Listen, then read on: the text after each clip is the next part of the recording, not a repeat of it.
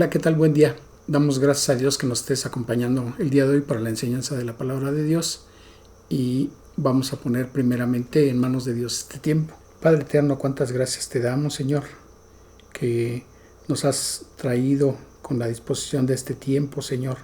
Tú lo has dispuesto y has movido nuestros corazones a tener este tiempo de meditación en tu palabra, por lo cual, Señor, nos acercamos a ti para que, Señor, tú nos guíes a través de tu Santo Espíritu, a través de los pasajes que vamos a estudiar. Y te rogamos, Señor, que para ello quites todo estorbo en medio de nosotros. Perdona, te rogamos nuestros pecados. Señor, dispón que los oídos y los corazones estén atentos y dispuestos para recibir tu palabra, para que produzca el fruto que tú esperas, Señor, de nosotros. Te agradecemos, Señor, y en tus manos ponemos el tiempo y la disposición para que con tu bendición, Señor, seamos prosperados en tu palabra y en nuestro andar. Señor, la gloria y la honra son tuyas por los siglos de los siglos, y en el precioso nombre de Cristo Jesús te lo rogamos y te agradecemos. Amén, Señor. La semana pasada hablamos acerca del origen del mal, de la maldad, y de algunas consecuencias que ha traído el mal para la humanidad y para el mundo que habitamos. Observamos que Dios lo permite porque está dentro de su voluntad, sabiendo que Dios tiene el control de todas las cosas. El día de hoy vamos a ver acerca de cómo nos afecta o de qué manera permite Dios ese mal para guiar nuestras vidas hasta que lleguemos a su presencia. Y al efecto vamos a ver qué son las pruebas y qué son las tentaciones y cómo Dios trabaja por medio de ellas. Y para ello primeramente vamos a ver un pasaje que está en el libro de Jueces, que vamos a ver de qué manera Dios estaba probando a su pueblo Israel. Y es para que nos quede el antecedente de que a lo largo de toda la historia de la humanidad y principalmente sobre el pueblo de Israel, Dios ha permitido este tipo de aflicciones para corregir el camino de su pueblo, para corregir el camino de la iglesia que pertenece a Cristo en nuestros días. Entonces vamos a ver lo que nos dice el libro de Jueces a partir del capítulo 2, en el versículo 1. Dice la palabra: El ángel de Jehová subió de Gilgal a Boquim y dijo: Yo os saqué de Egipto y os introduje en la tierra de la cual había jurado a vuestros padres, diciendo: No invalidaré jamás mi pacto con vosotros, con tal que vosotros no hagáis pacto con los moradores de esta tierra, cuyos altares habéis de derribar. Mas vosotros no habéis atendido a mi voz. ¿Por qué habéis hecho esto? Por tanto yo también digo: no los echaré de delante de vosotros, sino que serán azotes para vuestros costados, y sus dioses os serán tropezadero. El pueblo había servido a Jehová todo el tiempo de Josué y todo el tiempo de los ancianos que sobrevivieron a Josué, los cuales habían visto todas las grandes obras de Jehová que él había hecho por Israel. Pero murió Josué, hijo de Nun, siervo de Jehová, siendo de 110 años. Y toda aquella generación también fue reunida a sus padres, es decir, murieron también. Y se levantó después de ellos otra generación que no conocía a Jehová ni la obra que él había hecho por Israel. Después los hijos de Israel hicieron lo malo ante los ojos de Jehová y sirvieron a los Baales. Dejaron a Jehová, el Dios de sus padres, que los había sacado de la tierra de Egipto, y se fueron tras otros dioses, los dioses de los pueblos que estaban a sus alrededores, a los cuales adoraron y provocaron a ira a Jehová. Dice el versículo 14: Y se encendió contra Israel el furor de Jehová, el cual los entregó en manos de robadores que los despojaron y los vendió en mano de sus enemigos de alrededor, y no pudieron ya hacer frente a sus enemigos. Por dondequiera que salían, la mano de Jehová estaba contra ellos para mal, como Jehová había dicho, y como Jehová se lo había jurado, y tuvieron gran aflicción. Jehová levantó jueces que los librasen de la mano de los que les despojaban, pero tampoco oyeron a sus jueces, sino que fueron tras dioses ajenos, a los cuales adoraron. Se apartaron pronto del camino en que anduvieron sus padres, obedeciendo a los mandamientos de Jehová. Ellos no hicieron así. Y cuando Jehová les levantaba jueces, Jehová estaba con el juez y los libraba de la mano de los enemigos todo el tiempo de aquel juez. porque Jehová era movido a misericordia por sus gemidos a causa de los que los oprimían y afligían. Mas acontecía que al morir el juez, ellos volvían atrás y se corrompían más que sus padres, siguiendo a dioses ajenos para servirles e inclinándose delante de ellos, y no se apartaban de sus obras ni de su obstinado camino. Y la ira de Jehová se encendió contra Israel y dijo: por cuanto este pueblo traspasa mi pacto que ordené a sus padres y no obedecen a mi voz, tampoco yo volveré más a arrojar de delante de ellos a ninguna de las naciones que dejó Josué cuando murió, para probar con ellas a Israel si procurarían o no seguir el camino de Jehová, andando en él como lo siguieron sus padres. Dice el capítulo 3, en los versículos 1, 3 y 4. Estas son las naciones que dejó Jehová para probar con ellas a Israel, a todos aquellos que no habían conocido todas las guerras de Canaán: los 5 príncipes de los filisteos, todos los cananeos y los sidonios, y los heveos que habitaban en el monte Líbano, desde el monte de Baal Hermón hasta llegar a Hamat. Y fueron para probar con ellos a Israel, para saber si obedecerían a los mandamientos de Jehová que él había dado a sus padres por mano de Moisés. Y si recordamos el principal mandamiento, lo observamos en Deuteronomio capítulo 6, entre los versículos 4 al 7. Oye Israel, Jehová nuestro Dios, Jehová uno es, y amarás a Jehová tu Dios de todo tu corazón y de toda tu alma y con todas tus fuerzas. Estas palabras que yo te mando hoy estarán sobre tu corazón, y las repetirás a tus hijos y hablarás de ellas estando en tu casa y andando por el camino y al acostarte y cuando te levantes. ¿Por qué el capítulo que acabamos de leer de Jueces, en el capítulo 2 y parte del 3, por qué Dios habla de que había dejado a las naciones que estaban alrededor de donde se había sentado el pueblo de Israel? Si recordamos lo que dice el capítulo 15 del libro de Génesis, dice el versículo 1, después de estas cosas, haciendo referencia a lo que habla el capítulo 14, que menciona el rescate que hizo Abraham acerca de su sobrino Lot y del encuentro que había tenido con el sacerdote Melquisedec, quien lo había bendecido. En el capítulo 15, lo que ya habíamos comentado en un estudio anterior, es el pacto que hace Dios con Abraham, y en él Dios le promete que le daría descendencia. Pero aparte de darle descendencia, en el versículo 3 Dios le dijo a Abraham esto: entonces Jehová dijo a Abraham: ten por cierto que tu descendencia morará en tierra ajena y será esclava allí y será oprimida 400 años. Mas también a la nación a la cual servirán juzgaré yo, y después de esto saldrán con gran riqueza. Y en la 4ª generación volverán acá, porque aún no ha llegado a su colmo la maldad del amorreo hasta aquí. Y vemos que en el versículo 18, Dios le dice a Abraham: en aquel día hizo Jehová un pacto con Abraham diciendo: a tu descendencia daré esta tierra desde el río de Egipto hasta el río grande, el río Éufrates, tal como lo vemos en el mapa. Teniendo como antecedente esto que dice Génesis 15, Dios había sacado a su pueblo Israel por mano de Moisés. El objetivo era que Moisés introdujera al pueblo de Israel a la tierra prometida. Pero si recordamos la escritura, habla de una desobediencia acerca de algo que Dios le había dicho. Y por esa desobediencia, Dios ya no le permitió a Moisés entrar con el pueblo de Israel, por lo cual quien le siguió en esa misión fue Josué.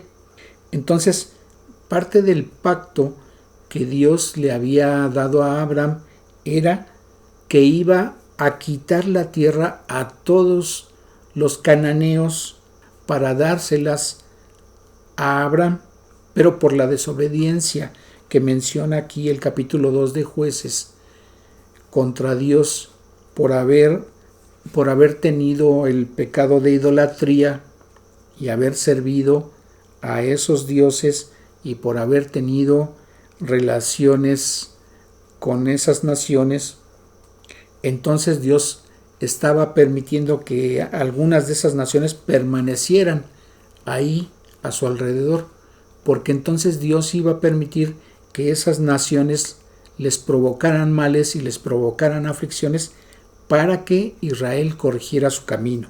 Vemos, por ejemplo, el versículo 15 del capítulo 2 de Jueces, dice: por donde quiera que salían, la mano de Jehová estaba contra ellos para mal, como Jehová había dicho y como Jehová se lo había jurado, y tuvieron gran aflicción.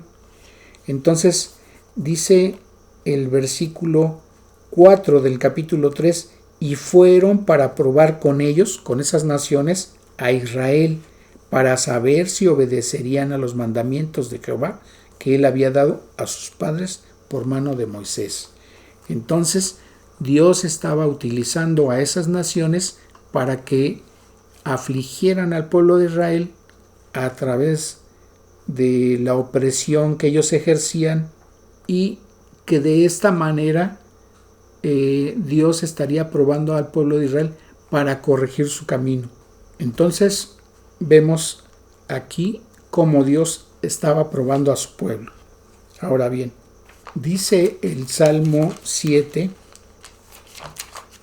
en el versículo 9 en su parte B: porque el Dios justo prueba la mente y el corazón.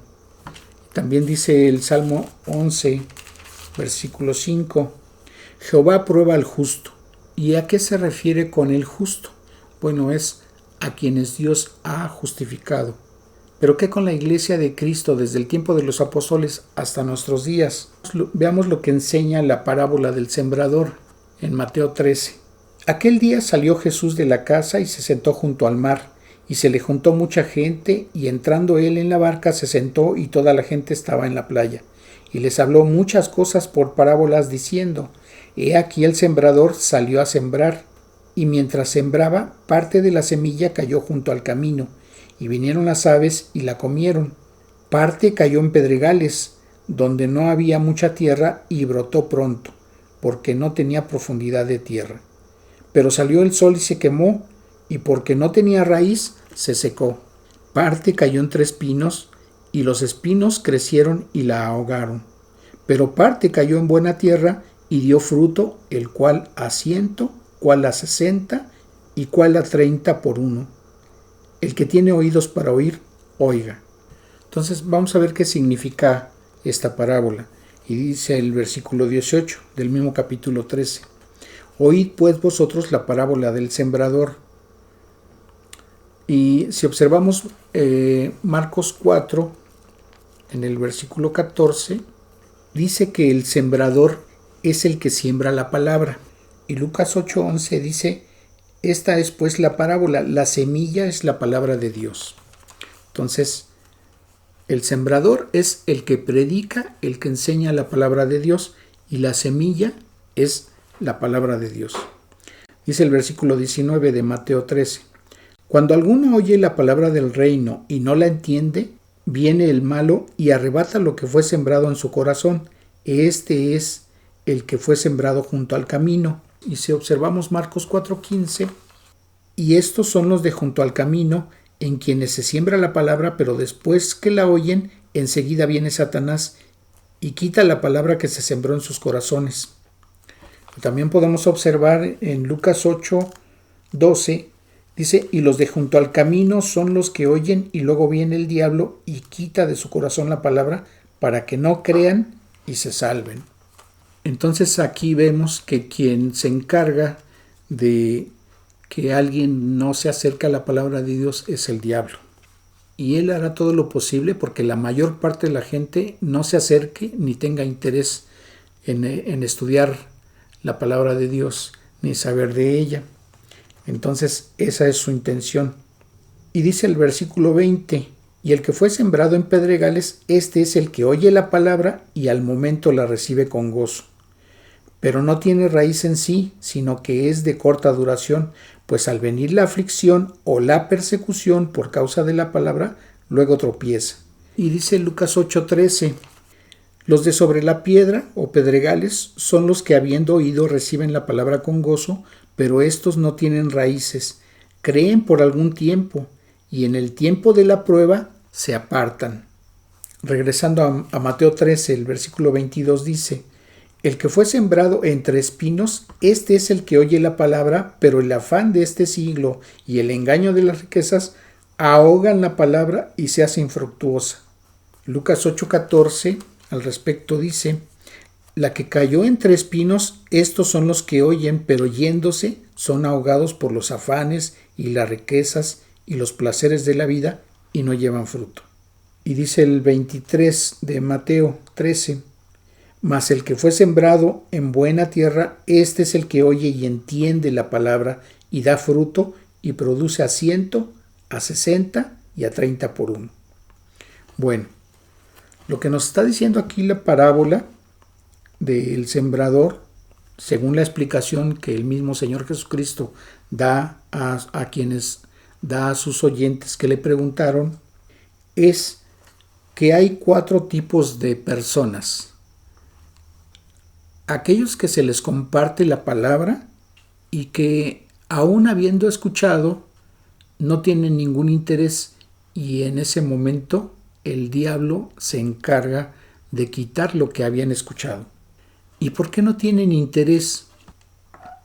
Si has ido a provincia, en los lugares a donde siembran los campesinos, hay senderos que se forman a manera de camino porque por ahí están habituados a pasar. Entonces la tierra de esos terrenos, aunque es de cultivo, de tantas ocasiones en que hace camino la gente por esas veredas, por esos senderos, se va endureciendo la tierra.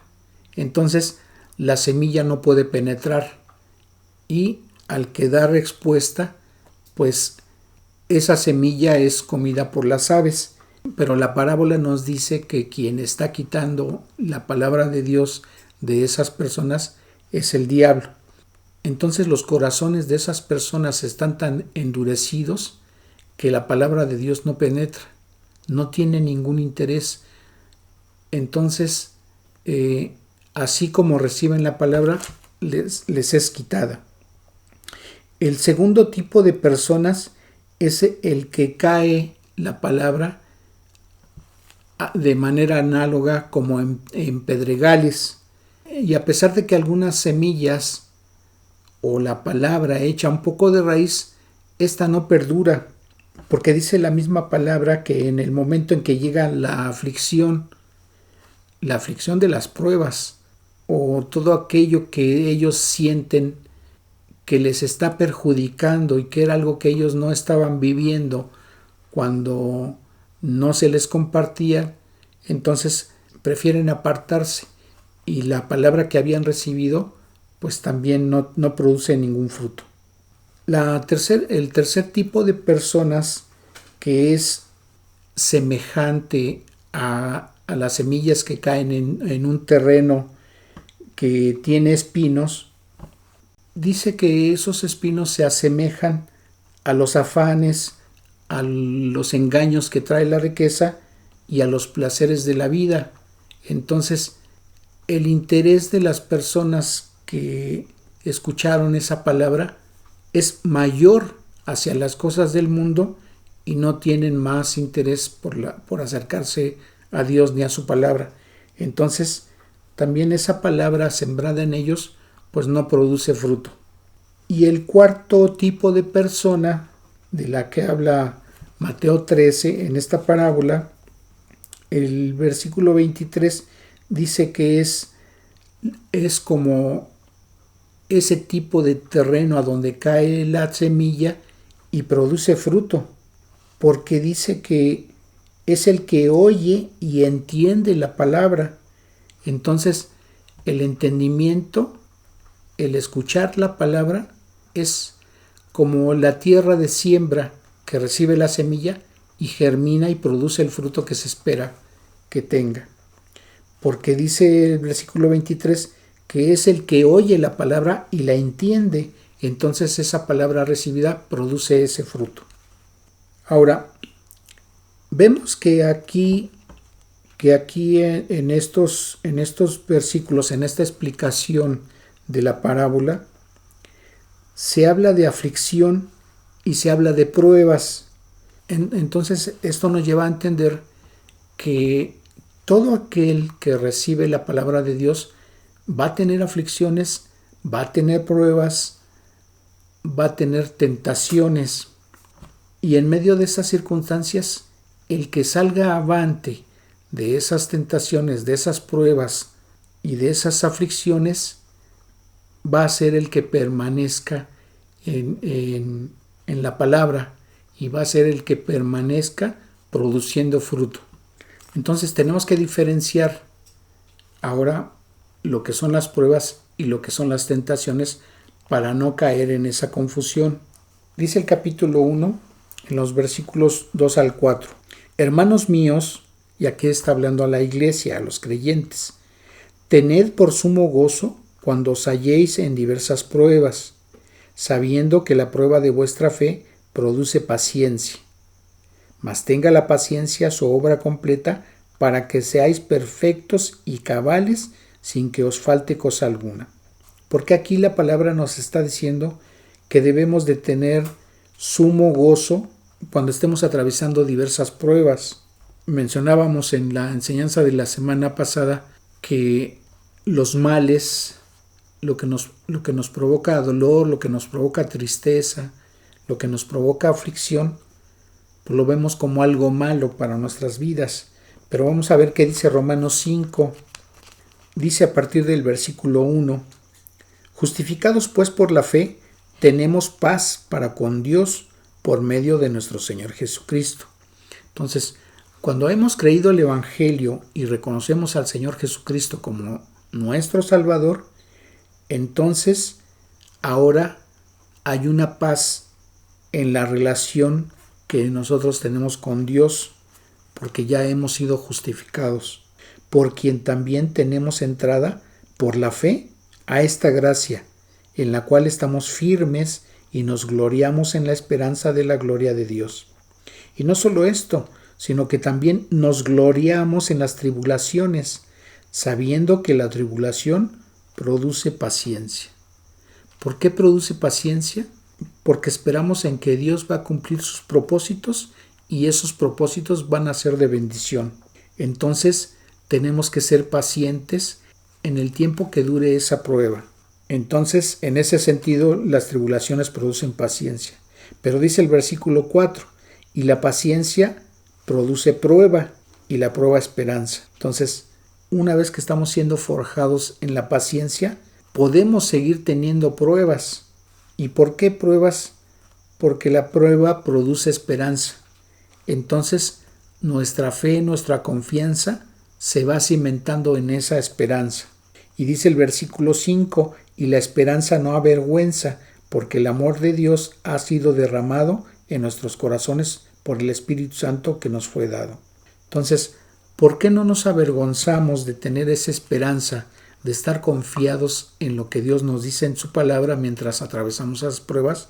Porque sabemos y reconocemos que en nuestra salvación, en el perdón de nuestros pecados, nosotros no aportamos nada, porque espiritualmente estábamos muertos, porque nada de lo que hiciéramos nos podía dar esa redención. Y fíjense lo que al respecto nos dice el versículo 6, porque Cristo, cuando aún éramos débiles, a su tiempo murió por los impíos. El versículo 8 dice, mas Dios muestra su amor para con nosotros en que, siendo aún pecadores, Cristo murió por nosotros. Entonces es que el amor de Dios que Él derramó sobre nosotros fue un amor sublime, fue un amor ágape, en el cual a Dios no le importó que fuéramos sus enemigos, porque Él sabía lo que iba a producir su amor por nosotros. Él sabía que nos iba a dar salvación en el momento en que tuviéramos fe en creer el Evangelio, en creer en la obra redentora de Cristo. Entonces Él ofreció su cuerpo en sacrificio para que nuestros pecados fueran puestos en su cuerpo y tuviéramos el perdón de nuestros pecados, siendo enemigos de Él, porque no teníamos ningún acercamiento hacia Él. Entonces dice que Dios muestra su amor para con nosotros en que, siendo aún o todavía pecadores en ese tiempo, Cristo murió por nosotros. pues mucho más estando ya justificados en su sangre, por él seremos salvos de la ira. Porque si siendo enemigos fuimos reconciliados con Dios por la muerte de su Hijo, mucho más estando reconciliados seremos salvos por su vida. Entonces el gozo a que se refiere Santiago 1 en el versículo 2, hermanos míos, tened por sumo gozo cuando os halléis en diversas pruebas, significa que vamos a soportar las aflicciones que vengan acompañando a esa prueba en correspondencia al amor que Dios tuvo por nosotros en el momento de que el Señor Jesucristo estaba pagando en la cruz del Calvario, siendo nosotros sus enemigos. Entonces, Él nos mostró su amor cuando éramos enemigos de Él, y ahora nosotros mostramos el amor por Él en cuanto estamos soportando esas pruebas, esas aflicciones, por la esperanza de las bendiciones que vamos a recibir cuando estemos en su presencia, y aún estando aquí en el mundo, por las bendiciones que recibimos en el momento en que Dios está cumpliendo sus propósitos en nuestras vidas. Ahora, otro propósito que se cumple cuando nosotros somos sometidos a prueba es lo que nos dice la segunda carta a los Corintios en el capítulo 1. Dice el versículo 3: Bendito sea el Dios y Padre de nuestro Señor Jesucristo, Padre de misericordias y Dios de toda consolación, el cual nos consuela en todas nuestras tribulaciones, para que podamos también nosotros consolar a los que están en cualquier tribulación, por medio de la consolación con que nosotros somos consolados por Dios. Porque de la manera que abundan en nosotros las aflicciones de Cristo, así abunda también por el mismo Cristo nuestra consolación. Pero si somos atribulados, es para vuestra consolación y salvación, o si somos consolados, es para vuestra consolación y salvación, la cual se opera en el sufrir de las mismas aflicciones que nosotros también padecemos. Dice el versículo 7: Y nuestra esperanza respecto de vosotros es firme, pues sabemos que así como sois compañeros en las aflicciones, también lo sois en la consolación. Nosotros, ¿cómo podríamos consolar a alguien? ¿Cómo podríamos darle consuelo a alguien? ¿Cómo podríamos darle palabras de consuelo a alguien que está sufriendo en medio de una prueba, de una tribulación, de una pérdida de un ser querido, si nosotros no hubiéramos experimentado algo similar antes? No podríamos hacerlo, porque perfectamente nos dirían: ¿cómo sabes lo que estoy sintiendo si tú no lo has vivido, si tú no lo has pasado? Entonces, en ese sentido también Dios permite pruebas para que nosotros lo experimentemos y nos sea de bendición en el momento en que damos ese consuelo a esas personas. Pero además, en medio de las pruebas y de lo que Dios permite en nuestras vidas, también Dios lo utiliza para que compartamos el Evangelio. El año pasado, el primer domingo de marzo, estaba yo en la congregación y recibí la noticia de que mi papá había fallecido. Cuando estábamos en el velorio, a un lado de donde estaba siendo velado mi papá, estaban velando a un bebé y alguien me pidió que fuera a compartirles. Entonces, los papás eran muy jóvenes, muy jóvenes. Se veía que tenían gran sufrimiento por la pérdida de su bebé. Y en ese momento les compartí un pasaje de la Biblia. Cuando compartimos en un velorio, el mensaje es evangelístico. Cuando terminé de predicar, les invité a que hicieran decisión para reconocer al Señor Jesucristo como su Señor y Salvador. En el momento que estaba yo guiándolos en oración para que hicieran esa decisión, escuché que todos los que estaban presentes en ese momento, y eran bastantes porque había mucha gente de pie y había muchas personas en ese velorio, hubo un momento en que abrí mis ojos y me pude percatar de que todas las personas que estaban escuchando hicieron decisión.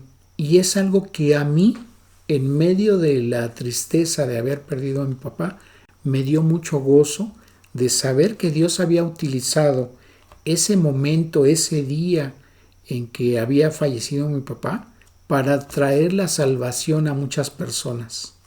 Entonces, en ese momento estaba yo completamente consolado por Dios en saber que que había sido un tiempo de mucha bendición para mí y para esas personas que en ese momento Dios había traído su misericordia a sus vidas.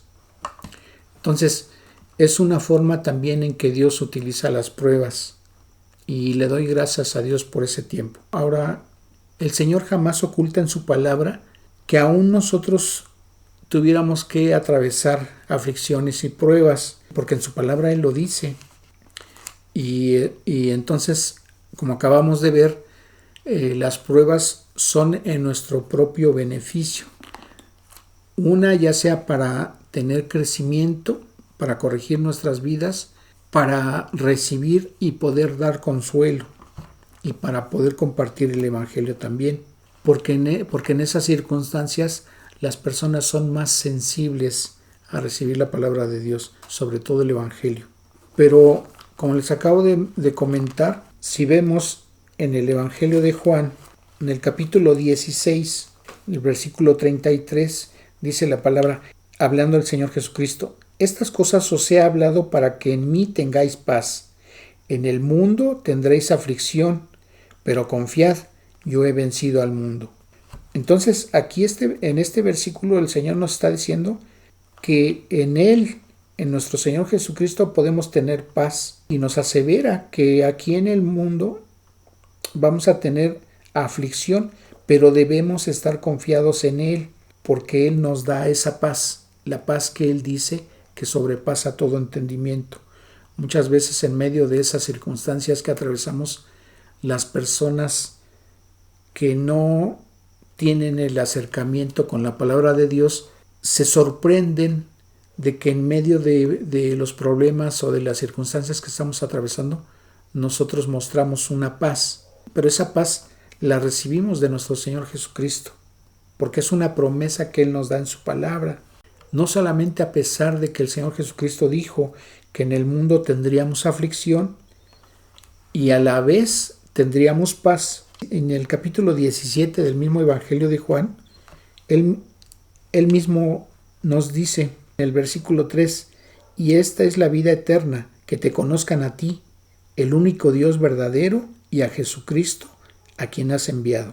Yo te he glorificado en la tierra, he acabado la obra que me diste que hiciese. Ahora pues, Padre, glorifícame tú al lado tuyo con aquella gloria que tuve contigo antes que el mundo fuese. Y aquí lo que nos está revelando este versículo es que Cristo existía desde antes de que fuera formado el mundo. Entonces, Él no comenzó su existencia a partir de que nació de María, sino que como Dios, el atributo que tiene es de eternidad. Dios utilizó el vientre de María para que el Señor Jesucristo tomara forma humana. Ahora dice el versículo 11: y ya no estoy en el mundo, mas estos están en el mundo, y yo voy a ti. Padre Santo, a los que me has dado, guárdalos en tu nombre, para que sean uno, así como nosotros. Dice el versículo 15: no ruego que los quites del mundo, sino que los guardes del mal. Dice el versículo 17: santifícalos en tu verdad, tu palabra es verdad. Y dice el versículo 20: mas no ruego solamente por estos, sino también por los que han de creer en mí por la palabra de ellos. ¿A qué se refiere este versículo? Está hablando de nosotros. ¿Y por qué dice que la palabra de ellos? Se refiere a lo que el Señor les transmitió y que a su vez ellos transmitieron a quienes les compartieron la palabra, pero también obviamente se está refiriendo a lo que está escrito en el Nuevo Testamento y que nosotros hemos recibido y que seguirán recibiendo quienes vengan a creer en el Evangelio, quienes vengan a creer en Cristo como su Salvador. Lo que también nos está revelando aquí el versículo 20 es que no solamente por ellos estaba pidiéndole al Padre, sino también por nosotros. Y esto lo podemos ver en el mismo Evangelio de Juan, en el capítulo 10, en el versículo 16. Dice: también tengo otras ovejas que no son de este redil. Aquellas también debo traer, y oirán mi voz, y habrá un rebaño y un pastor. Y con respecto a esto, se nos confirma en el libro de Hechos, en el capítulo 11, en el versículo 18. Y aquí está hablando el apóstol Pedro. Entonces, oídas estas cosas, callaron y glorificaron a Dios diciendo: de manera que también a los gentiles ha dado Dios arrepentimiento para vida. Ok, entonces cuando la palabra habla de gentiles se refiere a todas aquellas personas que no son judíos, que no son hebreas, que no pertenecen al pueblo de Israel. Ahora, regresando al libro de Santiago, vamos a ver a qué se refieren las tentaciones. Dice el versículo 13: cuando alguno es tentado, no diga que es tentado de parte de Dios, porque Dios no puede ser tentado por el mal, ni él tienta a nadie. ¿Por qué dice este versículo que Dios no puede ser tentado por el mal, ni él tienta a nadie? Fíjense, si observamos lo que dice el libro de Isaías, en el capítulo 55, en los versículos 7 y 8, deje el impío su camino y el hombre inicuo sus pensamientos y vuelva hacia Jehová, el cual tendrá de él misericordia, y al Dios nuestro, el cual será amplio en perdonar. Porque mis pensamientos no son vuestros pensamientos, ni vuestros caminos sois mis caminos, dijo Jehová. Y Jeremías, en el capítulo 29, versículo 11, porque yo sé los pensamientos que tengo acerca de vosotros, dice Jehová, pensamientos de paz y no de mal, para daros el fin que esperáis. Dios es un Dios santo, y en él no hay maldad, ni hace ni permite las cosas por maldad, por dañar, sino que él siempre tiene propósitos de bien y, como dice aquí, pensamientos de paz. Y dice Jeremías en el capítulo 30, en el versículo 24, no se calmará el ardor de la ira de Jehová hasta que haya hecho y cumplido los pensamientos de su corazón. En el fin de los días entenderéis esto. Como había mencionado la semana pasada, hay cosas que no entendemos, pero tenemos que confiar en Dios, que lo que está permitiendo en la vida de cada uno, mientras estamos en pruebas, mientras tenemos aflicciones, Dios lo que está permitiendo es para nuestro bien, y no lo vamos a entender o no vamos a comprender cabalmente por qué Dios está permitiendo de esa manera lo que estemos atravesando. Pero nos dice su palabra que en los postreros días lo vamos a entender. Cuando estemos en su presencia, sobre todo, vamos a entender estas cosas, porque nuestro entendimiento no alcanza a comprender los pensamientos ni los caminos de Dios para entender las cosas que Él está permitiendo en nuestras vidas. Voy a poner un ejemplo. Imagínense a una mamá que lleva a un pequeñito al médico porque está enfermo. Y cuando llega ese pequeño, el médico le dice a la mamá que lo va a tener que inyectar porque esa inyección le va a ayudar para sanar.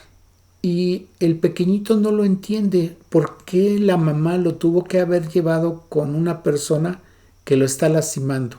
Que lo está lastimando con esa jeringa. Y aunque su mamá le dice que es para curarse, el pequeño no entiende por qué o de qué manera se va a curar si está siendo lastimado. Y cuando termina de inyectarlo el médico, la mamá, antes de salirse del consultorio, le dice al pequeño que le agradezca al doctor porque eso que hizo es para sanarlo. Y el pequeño tampoco entiende por qué le tiene que agradecer.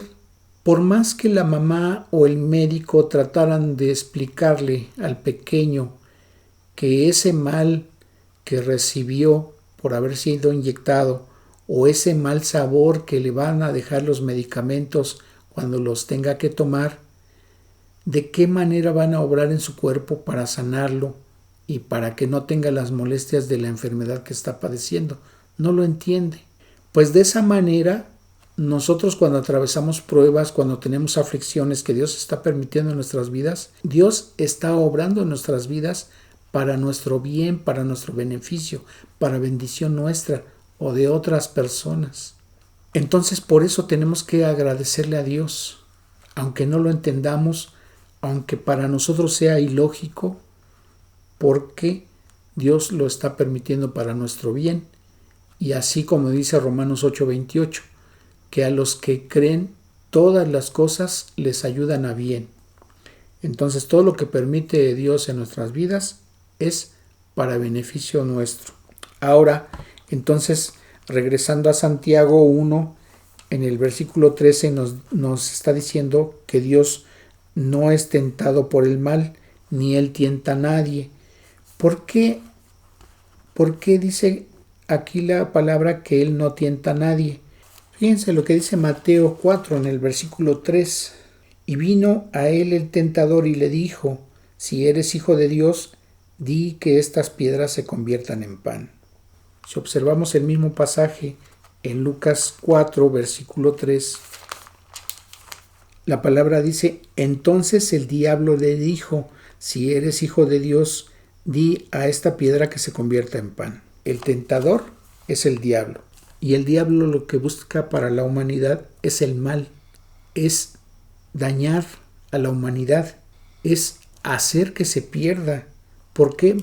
Como veíamos hace un momento en la parábola del sembrador, él trata de alejar a las personas de Dios. Él procura que las personas no se acerquen a la palabra de Dios. Cuando vemos que hay lugares a donde está prohibida la palabra de Dios, está prohibida que se predique de la palabra de Dios, quien está detrás de todo eso es el diablo, que quiere alejar a las personas de Dios, quiere alejar la palabra de Dios de esas personas para que no crean en lo que Cristo ha hecho para perdón de sus pecados, para que no le crean a Él y no reciban su misericordia.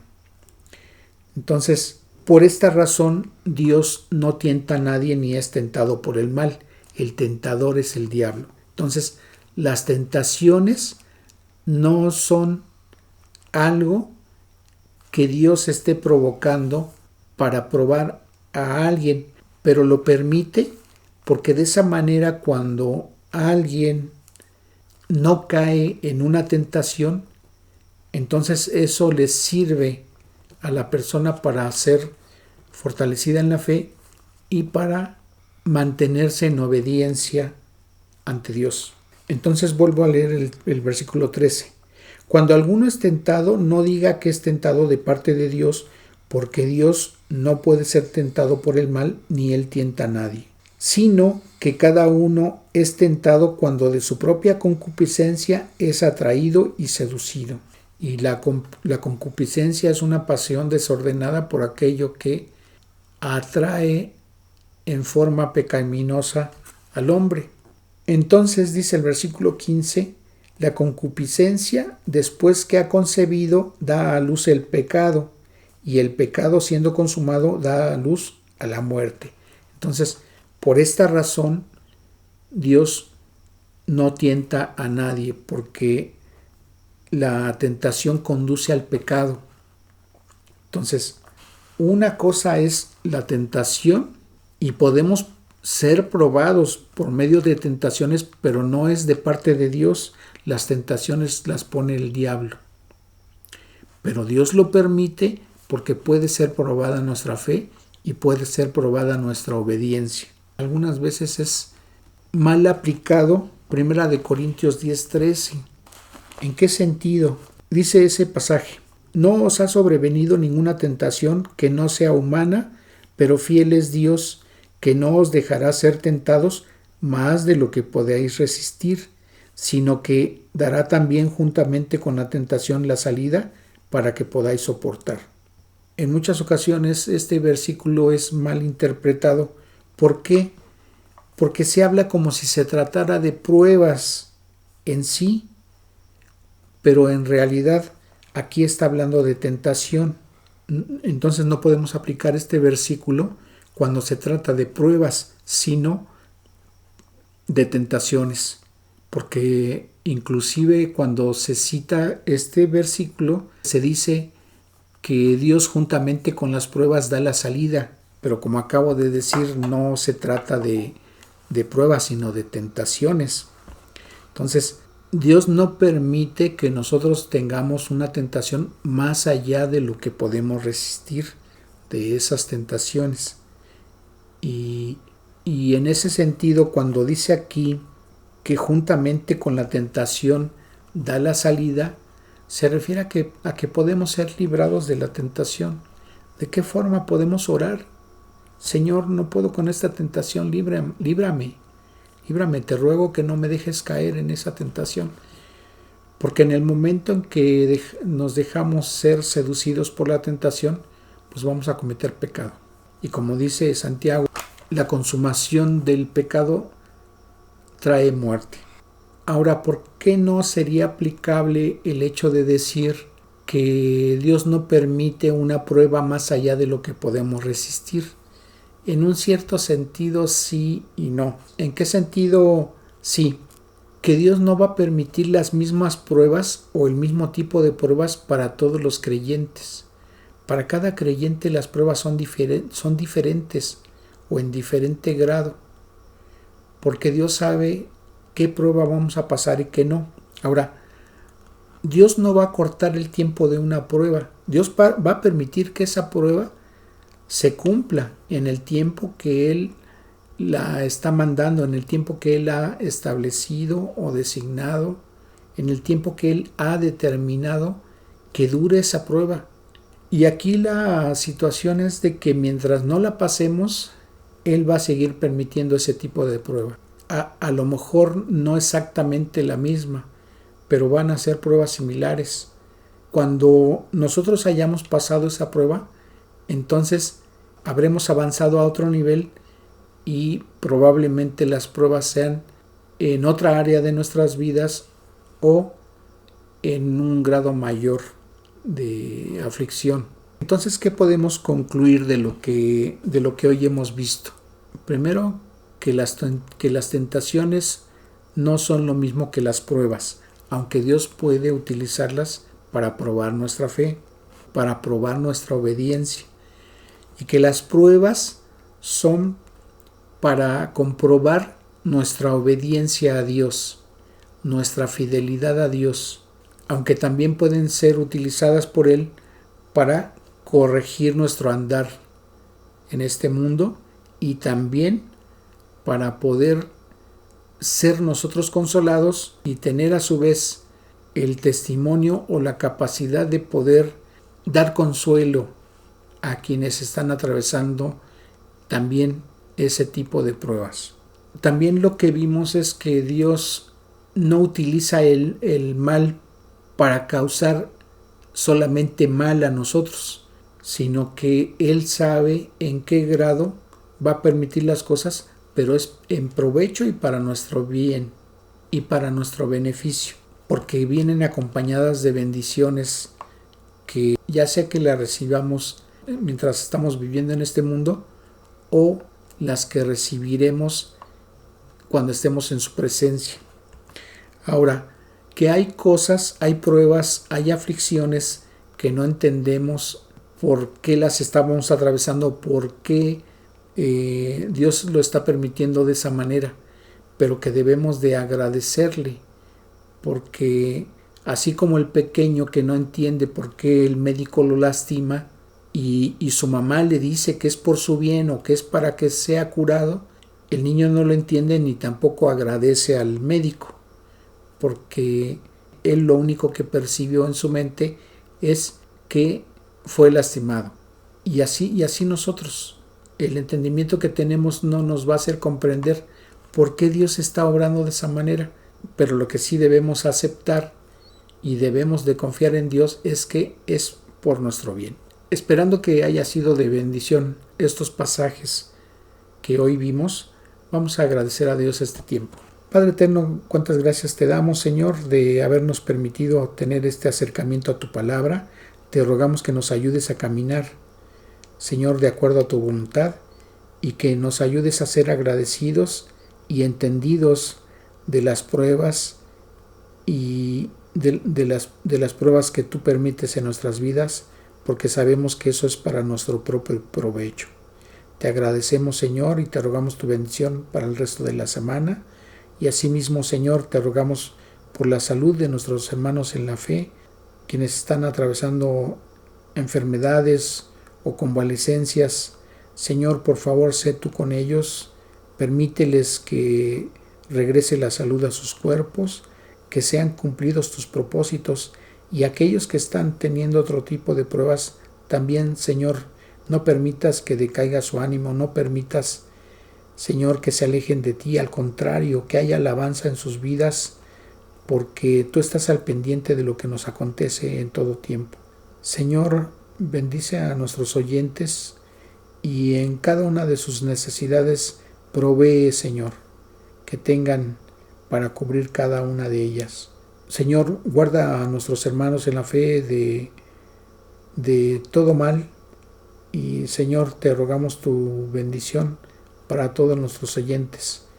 Te lo rogamos y te agradecemos en el precioso nombre de Cristo Jesús. Amén. Que Dios les bendiga.